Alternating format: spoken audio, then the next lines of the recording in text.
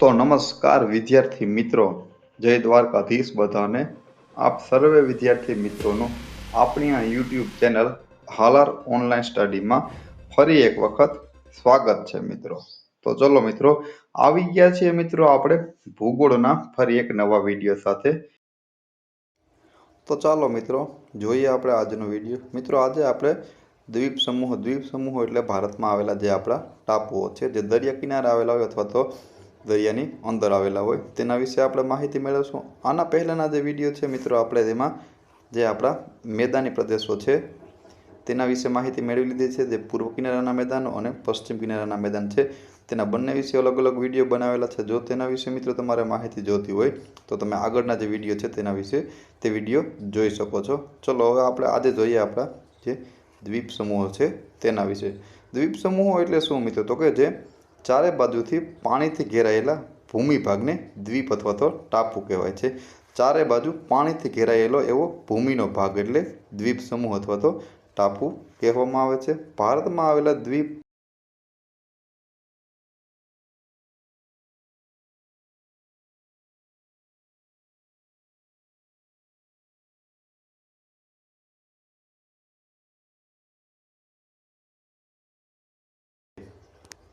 હવે મિત્રો આપણે જે પહેલાં અરબ સાગર છે તેના કિનારે જે આવેલા છે તે ટાપુઓ વિશે માહિતી મેળવી. તો એમાં આપણે તમે જાણતા હશો એ પ્રમાણે લક્ષદ્વીપ ટાપુઓ આવેલા છે. તો ચલો મિત્રો હવે તેના વિશે આપણે વિસ્તારથી માહિતી મેળવીએ. લક્ષદ્વીપ ટાપુ છે મિત્રો, તેની રાજધાની છે તે કરાવતી છે.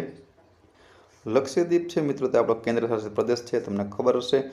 લક્ષદ્વીપ છે મિત્રો તેનો સૌથી મોટો પણ કયો દક્ષિણનો ટાપુ કયો તો કે મિનિકોય છે, તે પણ યાદ રાખી લેજો મિત્રો. તો કોઈ છે લક્ષદ્વીપનો સૌથી મોટો ટાપુ પૂછે તો અમીન દીવી છે, તે લક્ષદ્વીપનો સૌથી મોટો ટાપુ સમૂહ છે. એક ટાપુ નહીં પણ મિત્રો આખો સમૂહ છે તે અમીન દીવી છે. જ્યારે દક્ષિણનો સૌથી મોટો ટાપુ પૂછે તો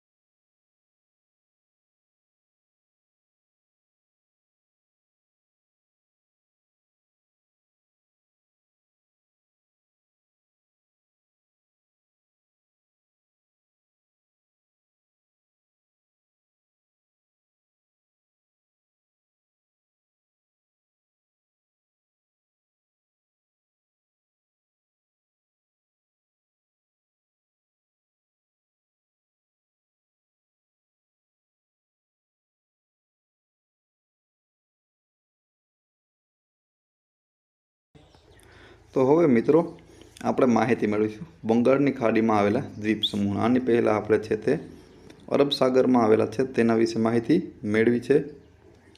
હવે મિત્રો બંગાળની ખાડી આ તમે આપણે મેપમાં જોઈએ.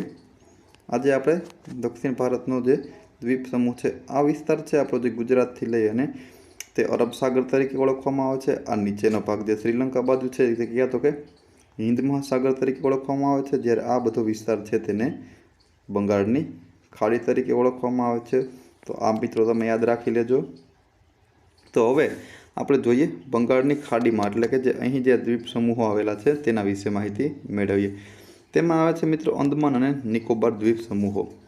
અંદમાન અને નિકોબાર છે મિત્રો જે અગ્નિકૃત એટલે જ્વાળામુખી ખડકોના ટાપુ અને પરવાળાના ટાપુ પણ બનેલા છે.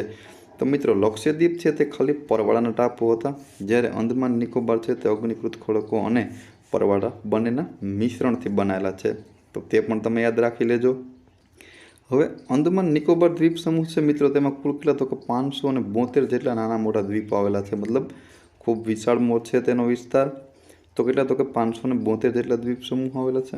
અંદમાન નિકોબારનો મિત્રો ઉત્તરમાં આવેલો ટાપુ લેન્ડફોલ ટાપુ આવેલો છે. તો ઉત્તરમાં કયો અંદમાન નિકોબારની આવેલો છે ટાપુ? તો લેન્ડફોલ નામનો ટાપુ આવેલો છે. એ પણ તમે યાદ રાખી લેજો. અંદમાન નિકોબાર છે તેને મરકત વિપણ આવેલ છે. અંદમાન નિકોબાર કયો મિત્રો? તો કે મરકત વિપણ, જ્યાં તમિલનાડુનું રામેશ્વર આવેલું છે. પંબન દ્વીપમાં આગળ ધનુષકોટે આવેલા છે, જ્યાં એક પુલ છે મિત્રો જે શ્રીલંકા સુધી ફેલાયેલો છે. તેને એડમ બ્રિજ કે રામસેતુ તરીકે ઓળખવામાં આવે છે.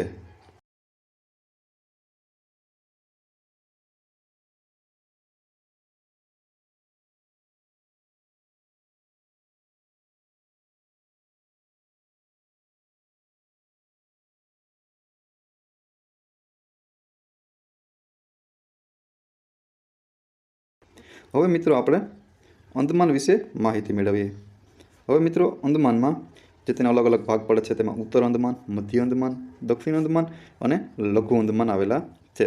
હવે મિત્રો અંદમાનની રાજધાની પોર્ટ બ્લેર છે, યાદ રાખી લેજો. રાજધાની પોર્ટ બ્લેર જે દક્ષિણ અંદમાનમાં આવેલી છે. અંદમાનની રાજધાની કઈ તો કે પોર્ટ બ્લેર છે, જે આવેલી ક્યાં તો કે દક્ષિણ અંદમાન ખાતે આવેલી છે.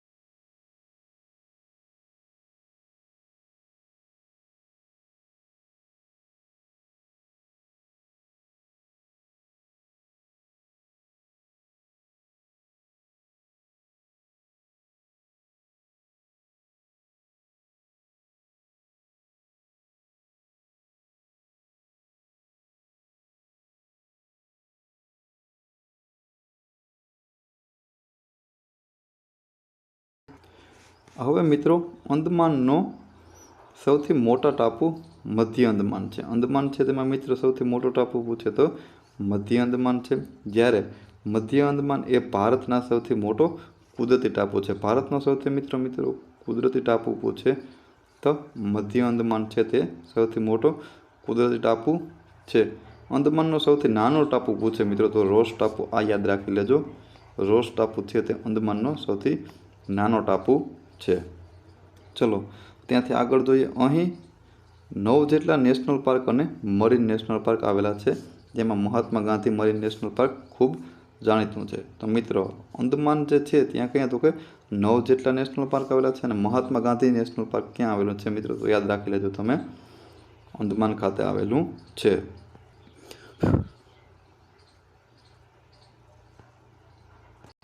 જ્યારે મિત્રો માત્ર અંદમાનનો દક્ષિણતમ ટાપુ જે લઘુ અંદમાન છે, મિત્રો કહ્યું તો કે અંદમાનનો દક્ષિણોત્તમ એટલે દક્ષિણમાં જે ટાપુ આવેલો છે તે લઘુ અંદમાન છે.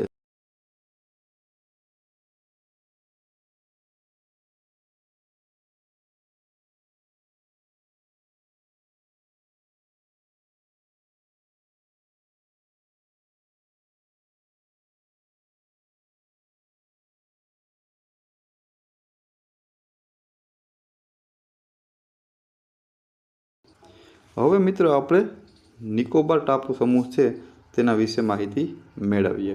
ચલો, નિકોબારમાં મિત્રો કાર નિકોબાર અને ગ્રેટ નિકોબાર બે ભાગ પડે છે. નિકોબારનો મિત્રો સૌથી મોટો એ ટાપુ ગ્રેટ નિકોબાર છે. કયો ટાપુ છે? તો ગ્રેટ નિકોબાર. તો નિકોબારનો સૌથી મોટો ટાપુ સમૂહ ગ્રેટ નિકોબાર, જ્યારે નિકોબારનો સૌથી નાનો ટાપુ એ પીલીમિલી ટાપુ છે. પીલીમિલી ટાપુ છે તે સૌથી નાનો ટાપુ છે. જ્યારે રોસ ટાપુ આપણે જોયો ત્યાં ક્યાં? તો કે અંદમાનનો સૌથી નાનો ટાપુ હતો. નિકોબારનો મિત્રો સૌથી ઊંચો ટાપુ એ માઉન્ટ થુલિયર. આ પણ યાદ રાખી લેજો મિત્રો, માઉન્ટ થુલિયર નિકોબારનો સૌથી ઊંચો ટાપુ પૂછે તો માઉન્ટ થુલિયર. જ્યારે સૌથી નાનો પીલીમિલી, નિકોબારનો સૌથી મોટો ગ્રેટ નિકોબાર. આ યાદ રાખી લેજો મિત્રો ફેક્ટની રીતે.